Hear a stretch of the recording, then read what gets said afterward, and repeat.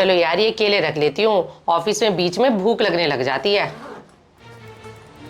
ये क्या, भाभी ने आज मेरा लंच पैक नहीं किया। अब क्यों मेरा लंच पैक करेंगी, मुंह जो फुलाया हुआ है। पता नहीं क्या विमला आंटी को मेरे बारे में उल्टा सीधा बोला हुआ था। मैंने भी सही किया विमला आंटी को इनके बारे में बताकर। मैं ही मर्द रहती हूँ बस किचन में, और ये महारानी खुद तैयार श्यार होकर ऑफिस चल जाती है। और तो और उस विमला आंटी को पता नहीं मेरे बारे में क्या क्या बोल दिया है। आज मैं भी ना इसका लंच नहीं रखूंगी। मैं भी कुछ ज्यादा ही सोच रही हूँ। क्या फर्क पड़ता है अगर भाभी ने आज मेरा लंच नहीं रखा तो, पर मुझे अपने फर्जों से मुंह नहीं मोड़ना चाहिए। मैं हर महीने 1 तारीख को भाभी जी को 15,000 रुपये ट्रांसफर कर देती हूँ। आज 2 तारीख हो गई है। भाभी को घर के खर्चे चलाने होते हैं और बच्चों की अपनी फीस भरनी होती है। कर देती हूँ, वैसे भी अगले महीने से तो हमने अलग हो जाना है। आज महीने की 2 तारीख हो गई, डॉली ने पैसे ट्रांसफ़र नहीं किए, नहीं तो महीने की 1 तारीख को ही पैसे ट्रांसफ़र कर देती थी। मुझे नहीं लगता इस बार पैसे ट्रांसफ़र करेगी। और तो और बच्चों की फ़ीस भी भरनी है। चलो ये जो मर्जी करे, मुझे अपनी जिम्मेदारियों से पीछे नहीं हटना चाहिए। इसका लंच बॉक्स तैयार कर देती हूँ, क्योंकि अगले महीने तो वैसे भी हमने अलग हो जाना है। ठीक है मम्मी जी, मैं ऑफिस जा रही हूँ। ठीक है बहू, तुझे देर नहीं हो रही है तो 1 मिनट के लिए बैठ जा, मुझे तुझसे बात करनी है। नहीं मम्मी जी, ऐसी कोई देर नहीं हो रही है मुझे। बताओ क्या बात करनी है आपको। मम्मी जी आपकी चाय। बड़ी बहू तू भी बैठ जा। मैं तुम दोनों से ये कहना चाहती हूँ, तुम लोग बिमला की बातों में आके ना अपना घर बर्बाद मत करो। मम्मी जी मैं विमला आंटी के साथ बैठती ज़रूर हूँ, पर मैंने उनके सामने ना डॉली के बारे में कुछ उल्टा सीधा नहीं बोला, बल्कि डॉली ने ना विमला आंटी के सामने मेरी बुराइयाँ की हैं। क्या छोटी बहू, मैं क्या सुन रही हूँ? तू बिमला के आगे बड़ी बहू की बुराई कर रही थी? मम्मी जी मैंने कोई विमला आंटी के आगे भाभी की बुराई नहीं करी है, बल्कि उल्टा भाभी ने विमला आंटी को बोला है कि मैं सुबह तैयार होकर ऑफिस चली जाती हूँ और घर के कोई काम नहीं करती हूँ।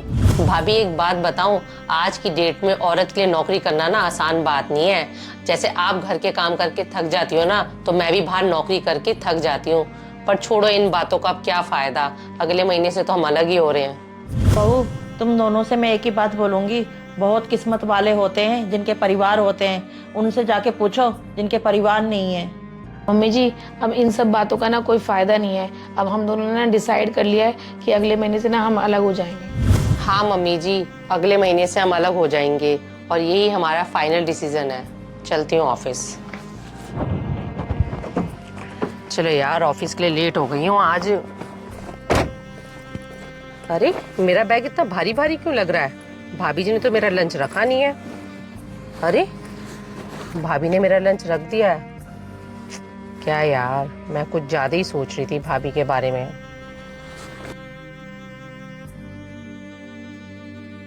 चलो यार, डॉली भी ऑफिस चली गई, अपनी मम्मी को ही फ़ोन कर लेती हूँ। अरे ये क्या, बैंक से एसएमएस आया हुआ है। डॉली ने 15,000 रुपये मेरे अकाउंट में ट्रांसफ़र भी कर दिए। क्या यार, मैं भी ना डॉली के बारे में ज़्यादा ही नेगेटिव सोच लेती हूँ।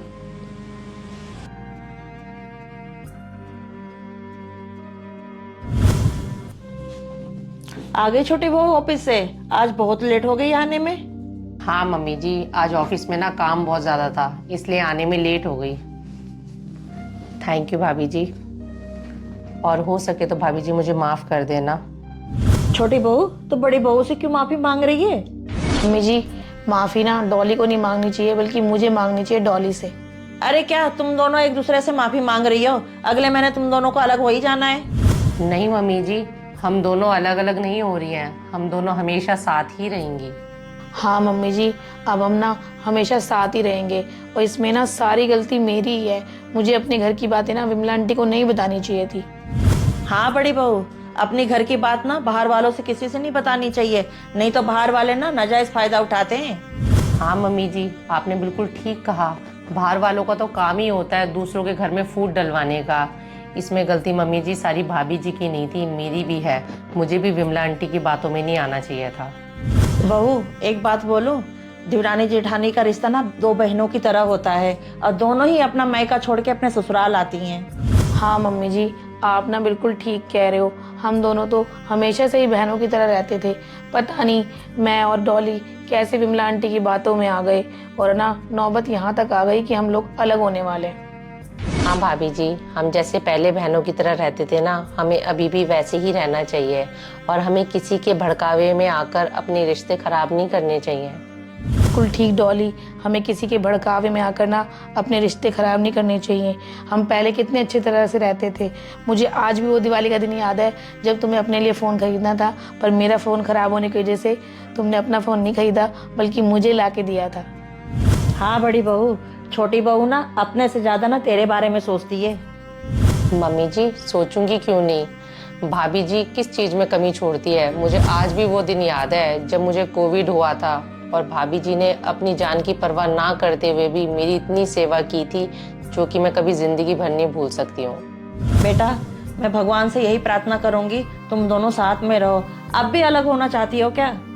मम्मी जी, मैं तो बस एक बात ही कहना चाहती हूँ, हमें किसी के भड़कावे में नहीं आना चाहिए जिससे कि हमारे रिश्ते खराब हों।